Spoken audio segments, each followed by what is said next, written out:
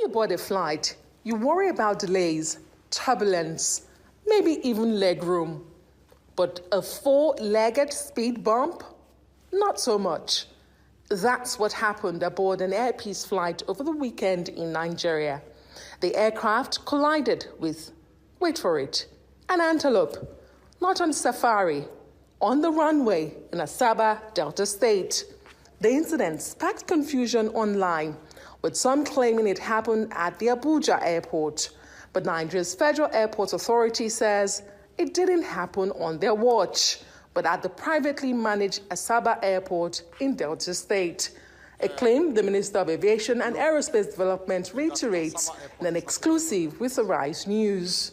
It's not everything that happens at every airport that you blame the federal government. Asaba Airport is a private airport, in fact, owned by the Delta State government and then concessioned again to a private individual. So Asaba Airport is fully run by a private company. It's not even under the purview of the state government. They just own the facility. And so whatever has happened there, really, as regulators, the NCA, we are just regulators, we'll look into it. If there was inadequate fencing, then they will recommend and ensure that that is done. But it's obvious that there was some kind of lapse there for such an animal to be able to access a runway. But it's not just a Nigerian thing. Globally, wildlife has been crashing the aviation party for years. In New Zealand, a penguin waddled in to take off. In Alaska, it's caribou. In Florida, alligators. And in Milan, what else? Hares. At JFK Airport, diamondback turtles use the runway as a romantic hotspot. Yes, turtle tinder is a thing. These intrusions can cause real danger. Bird strikes alone cost airlines hundreds of millions yearly globally. So airports are getting creative. Lasers, fake distress calls, and even pigs. A pig patrol has been recruited by one of Europe's busiest airports to keep the birds away. But back to Nigeria, where this isn't the first time animals have taken on an unscheduled runway stroll. In 2019, a herd delayed a flight in Bauchi, and in 2021, it was goats in Akure, Ondo State. So what's being done? The Federal Airport Authority says they're not in charge of the Asaba runway, where the latest incident occurred. Across Nigeria, there have been talks of fencing, patrols, and wildlife monitoring being ramped up. How impactful and how far with those measures? But beyond that, as a general rule, we are also taking the fencing of our airports very seriously. Not only because of that incident, we have also noticed a couple of incidents, many of them, of course, most of them not fatal, across the country. And that is why in the next couple of days, I'm sure you will be briefed. Part of what we are doing with trying to assess the Renewed Hope Fund is the fencing of our major airports, especially the international airports, so that we don't embarrass the international airlines that are coming in. So for Lagos, Abuja, Kano, Enugu, and Port Harcourt, we are taking that very seriously. We are not just doing fencing, we are going to do very electronic fencing, not just the normal block and cement, this kind of smart fencing. Sure, passengers are used to flight delays due to weather, technical issues, even late crew. But try explaining that you were delayed by an antelope with no boarding pass. Adesua Omoruwan, Arise News. Interesting times indeed in the nation's aviation sector. Well, we now have the benefit of getting to know more about what's been happening as we are being joined by Professor Obiora Okonkwo, the chairman, United Nigeria Airlines, and spokesperson for Airline Operators of Nigeria. Great to have you again on the morning show, Professor Obiora. Good to have you on the show. Good morning. Thank you very much. Thank you very much, and good morning, and happy Sunday to you. Happy Sunday to you too. All right, I'm sure that you followed the interesting antilopian incursion in Asaba, at the Asaba airport. I would have loved to start the interview on a positive note, but we will come back, to what is happening in terms of developments, particularly with NICOM. But share your thoughts with us on what happened to the Air Peace flights when an antelope, ran onto the runway. We know for a fact, of course, that things like these are not limited to Nigeria. From the beautiful report that our correspondent Adesuwa Morua, did there, it's a global phenomenon. But then it's also about how authorities respond to it. How did you feel when that news hit you during the week? And what are your general thoughts as to how to tackle stuff like that? Yes, thank you so much. First of all, I have to commend Adesuwa. That report was awesome and deserves an award. She really gave insight into not only the problems in Nigeria and also globally. In fact, some of the facts that she mentioned there were coming to my knowledge for the first time. So that's quite commendable. However, I think this is also positive because we're smiling while we're talking about it. If it had happened in a different way, that it had brought about some form of incident or accident, then probably we wouldn't be talking with laughter. Like you rightly said, this happens. Just like in aviation. A lot of things happen in aviation, but the good thing in aviation is that it doesn't bring about punitive measure. It brings about correctional policies and SOPs and interventions. So it is never a time to exonerate oneself. Like fans saying it didn't happen in our airport. That's really not what we expected from fan. We would, at this point, we would have been happier to hear from FAN what lessons they have learned from that and what they are doing about it. Yes, the minister mentioned a little bit to that regard. Beyond the Asaba airport, in other airports in Nigeria, we do on regular basis face problems of FOD, the foreign objects, in their own way. It comes in different ways. We've talked about bird strike. It happens regularly. So this antelope was actually the first of its kind. And we should really thank God because in aviation, we have always said, you do 95% all you can to avoid human problems or faults. But the rest of the 5% that could cause an issue, you leave in the hands of God. God really worked this miracle because that particular aircraft was A320, Airbus 320. It normally has big wheels. If there was an encounter with a smaller aircraft like ERJ-145 or something in that category, the impact of that crash would have actually caused more damage and disruptions on the aircraft.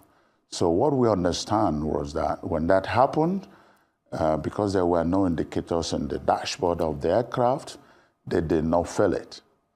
So the victim this time was the antelope. It was less of the aircraft.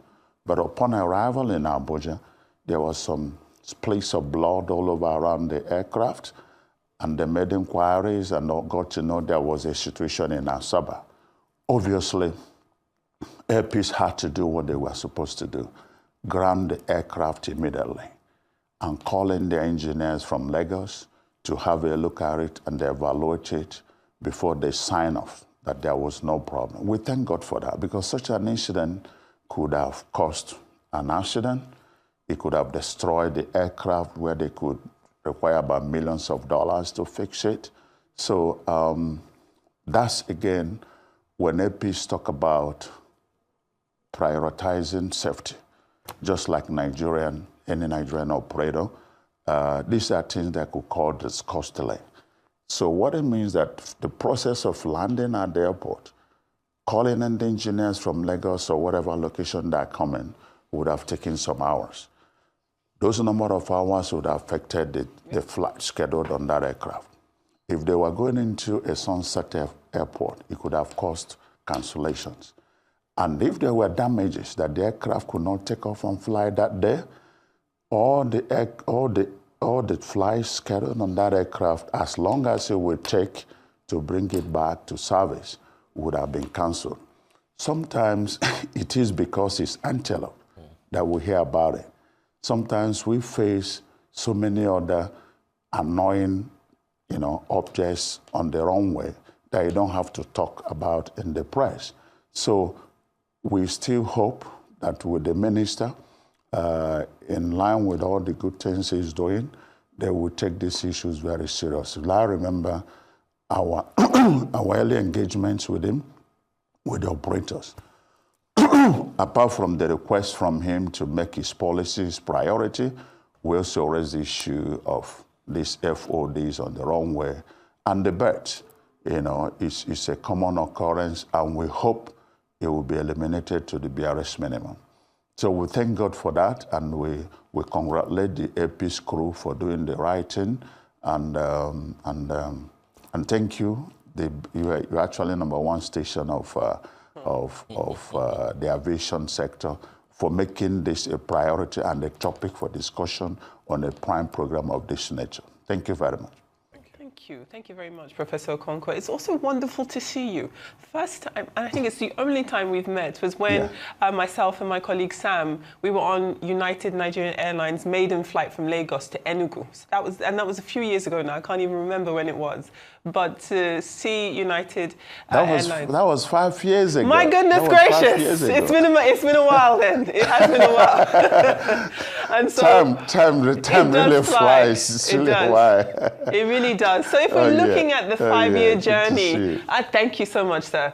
Welcome back. So if we look at the past 5 years, from that maiden flight to this time, it is first and foremost a commendable thing that an airline has been able to withstand so much shock and volatility in this aviation industry. And that's something that I'd really like to ask you about, because when we're looking at domestic carriers and domestic situations here in Nigeria, sometimes the consensus amongst consumers is that they do find the price of tickets is not in line with the quality of service. For example, it could be a situation of airline delays, which sometimes is out of everyone's control, especially when we're looking at accidents like we were talking about at the beginning of the show. But then there's also this situation with the upturn in prices for domestic flights. And when we're looking at this service, it is something that some may consider a luxury, but it's also a necessity when you're looking at such a vast country like Nigeria. So as somebody who is a proprietor of an airline, I'd love to hear your thoughts about what efforts you're putting in to make the consumer experience better, and whether or not consumers can expect to hopefully see some respite, some reprieve when it comes to the ticketing. Because as a proprietor of some of Nigeria's domestic airlines, as I said, I've flown United Nigeria a few times. I've flown on Ibom Air, on Air Peace, and they've always been quite wonderful service, but it's just something that is not always reflective of everybody's experience. So just to hone in on your thoughts on what consumers can expect, what efforts you're doing to improve the quality of the experience they have.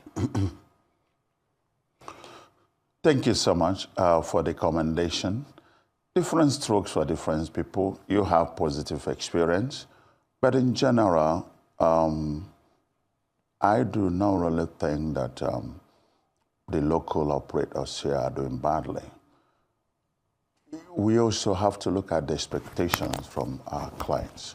No doubt about that. We take all their feedbacks and we continue to work on them to improve them, because until you had actually satisfied the client's expectation, you may have to continue working on it.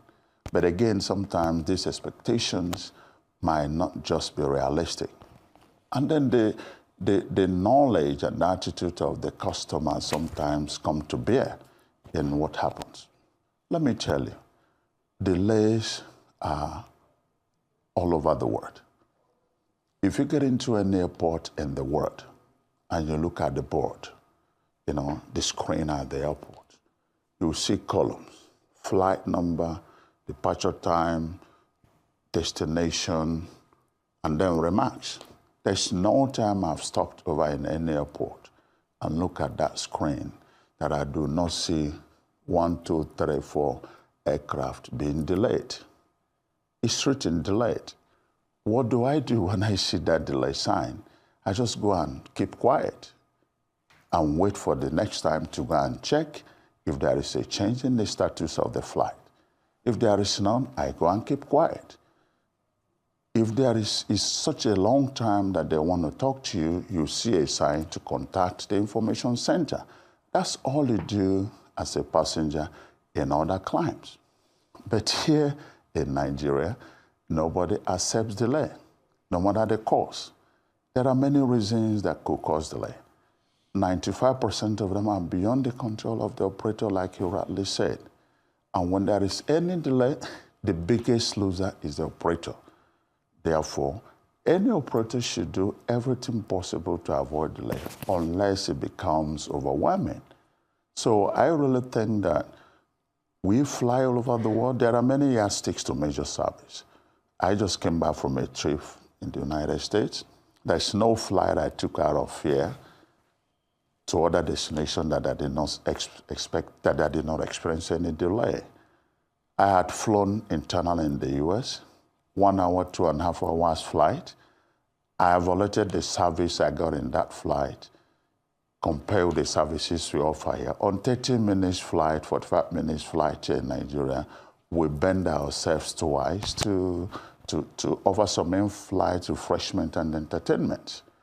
When there are delays at the airport, we expose our staff to come and talk to the passengers.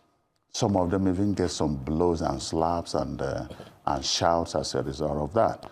So as much as we are not happy that these things are happening, and we're working on it to make it better, we had declared this year, actually, we from the operators of Nigeria, that the biggest challenge we do have is unruly behavior from our passengers. We appreciate them.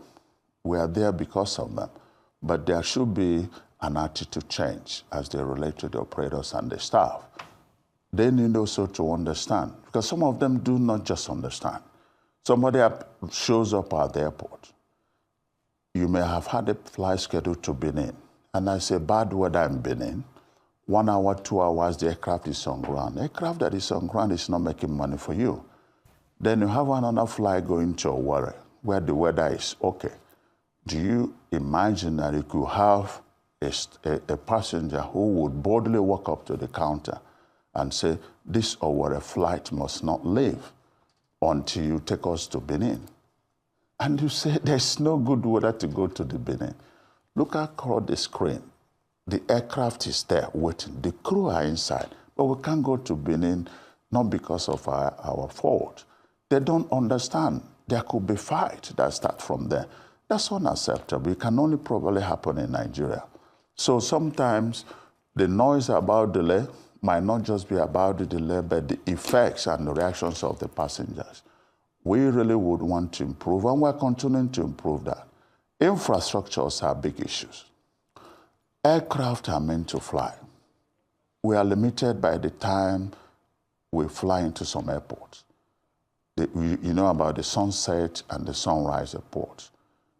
It makes our scheduling very tight. If I cannot take off from any airport before 6:30, and I cannot land in some airport before 7:30 p.m., I technically have 12 hours to operate. And for a particular aircraft to be viable, you need to operate certain number of schedule, minimum of 8 in a day. Because if you operate less than 5, less than 6, you can't make money on that aircraft. So if you have borrowed money from a financier, you can't pay back your loan. If you have leased the aircraft, the lessor will not be interested if you are giving him a less number of hours. So we're forcing 8 flights within 12 hours. Therefore, if there is 30 minutes delay, it affects. But if we have our airports mandatorily working at least, maybe not 24 hours, but 12 hours, we could spread our operations within 1 hour. And within that 1 hour, even if you encounter some little delays, it will not affect your schedule. These are part of issues that we are battling and we're dealing with. And you know, our airspace is really not too long. The highest flight for one part of Nigeria to another place is about 1.5 hours. That could be from Lagos to Maiduguri or thereabout. Others are 35 minutes, 45 minutes. It's a short flight. These things are really, really very, very tedious on certain aircraft and engines. So assessing equipment to fly those things sometimes are not attractive to so many lessors or aircraft owners. We're dealing with a lot of challenges in that aspect. Therefore, it's only when you have this number of hours, and we have our facilities and infrastructures at the airport, and we have adequate security and customers' enlightenment to educate. We have had meetings with FAM, we've had meetings with NCA, that we should embark on education. The customers have their right. Your rights when flights are delayed are very clear. Certain hours of delay, there could be compensation if it is the fault of the operator. But sometimes we go beyond what is even in the books. You can imagine some of us could, if you buy a flight of 100,000 naira and there are delays because you have met a sunset or whatever, we put them in the plane. We put them in the hotel. How much you have lost all the money. And you know what? Those guys that could not fly from Abuja to Owerri, for instance, because the airport is closed, we sleep at the hotel. And they would want you to fly them first thing in the morning, and you have to do that. Take them to Owerri. We are scheduled operators. That time has been scheduled for another flight, but you can't even explain it to the passengers. What do? You cancel the schedule for the next day to carry the passengers off Owerri. You have paid their hotel bills, fed them to their destination, and it's not your fault. It could be that the weather was delayed, there was bad weather, and the aircraft was delayed. So we go through a whole, sometimes that the passengers don't know about it. All right. So that's why we continue to appreciate our rise for the opportunities of this nature that they give us to explain and inform passengers. But it's a work in progress. It is a work in progress. But then talk to us, Professor Okonkwo, on the positive intervention that is expected from the Ministry of Aviation together with NICOM in the area of access to aircraft. I believe that it has to do with what NICOM calls the addendum to Chapter 5 of the Prudential Guidelines for Insurance and Reinsurance. What do you think that we should expect? Adefemi mentioned the aspect of lower cost of ticketing. And people say that if this intervention from NICOM and the ministry, goes on smoothly, it means that there will be a better deal for, in aircraft leasing and consequently in the cost of airlines. What should we expect and how soon can we expect this positive news? Well, I wish I can share in this optimism that the change of insurance policy can bring about a reduction in the airfare. But at least it has something positive, but that might not be directly to the airfare, at least on the short-term basis. NICOM, the Insurance Commission, is a regulator of all insurance activities in Nigeria, and all part of the larger stakeholders of aviation ecosystem. We commend Mr. Minister for his listening ears and the policy of engaging the stakeholders. When he came on board, we had complained to him about the disadvantage we have on insurance policy in Nigeria. Aircraft is a very, very expensive equipment. One of the most expensive equipment around the world. They cost a lot of money, millions, hundreds of millions sometimes. Whether you are acquiring the aircraft by yourself or you are leasing, and especially when 95% of aircraft you see flying all over the world belong to financiers and some lessors. So they need to secure the equipment. They need to secure the risk. And this can only be done by insurance. So what happens that in this climb, we have a government policy to support the local operators, protecting our local insurance, the local content policy, which is fine. We don't have any problem about that. So it requires that certain percentage of the risk should be domesticated here. Before now, it could be up to 30%.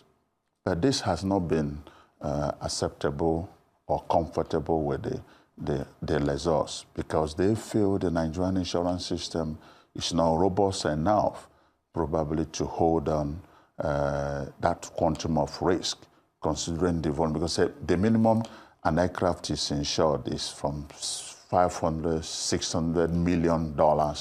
You know what it is.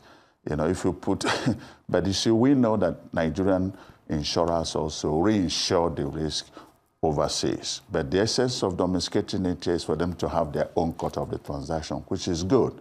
So we raised those issues, and the minister in his triple P policy, brought in the Insurance Commission, and we were together in Dublin by the first week of January to meet in aviation finance conference. And part of the resolutions we reached was to amend this thing to suit the desire of the lessors. And thanks to the Commissioner of Insurance who showed this cooperation, he went into work and agreed on these terms now that the minimum domesticated is 10%. And some part of it can still be negotiated. At least the 90% of it can be outside, and 10% of it or less can be here. We're happy about that. We're watching to see how much it will affect our access to the equipment. So this may not necessarily translate to cheap ticket, but it will help us to give comfort to the lessors who might want to let their aircraft into this airspace. And because you might not believe that a typical aviation operator here in Nigeria will pay 5 times to insure an aircraft, more than any other operator outside here, especially in Europe and America, where they could insure maybe 20, 30,000 an aircraft per annum. We might be spending about $150,000 for the same purpose. It adds to our cost. So this will reduce the cost, but not necessarily direct to the tickets. We know what will affect our ticket prices, and that was what I said on the day we are launching and unveiling this new act. The operators need to have more access to their revenue. I said it before the minister and the agencies that United Nigeria on monthly basis, and so, like any other operator, we pay more money to NCA and to FAM than we retain for ourselves. That's a fact. You may not know that. We pay billions of naira to NCA and FAM put together. It's not done in any part of the world. The charges are huge. They are very, very multiple, over 20-something charges, and some of them are repetitive. So we think we also need to have access to cheaper funds. So far, we continue to access funds on commercial basis, like any other person who is importing Indian hair or Indian hair, they call it, or cosmetics, 30-something%, is affecting our operational cost. So we need to have access to single-digit loan. We need to retain more of our revenue to be able to use it to solve other problems. And with this, obviously, it will affect the cost, because we still believe that at the rate we are selling tickets, you fly outside this country. Any person who has bought a ticket, even if it's 10 minutes flight, 20 minutes flight, so far the aircraft takes off and lands. If you are paying less than $150, you are getting it for subsidized rate, because it is the same cost of service. Some of the services required are done by circles. And these circles, if you take off from Lagos and land in Ibadan for 20 minutes flight. It's the same service requirement when you take off from Lagos and land in China after 16 hours flight. It's about takeoff and landing. It's very expensive. So these things are not cheap. So yes, we have made our calculation, and these things have international rates. Compute them, the cost of fuel and all that, the crew, the minimum cost for us to break even for any flight is $150 a woman. All right. And I'm talking about $150 because we benchmark aviation. In aviation, dollar is the language. All right. All right, Professor Obiora Okonkwo, we do understand and we appreciate it. I want to thank you for joining us on the morning show today. Thanks indeed. All right. Thank you.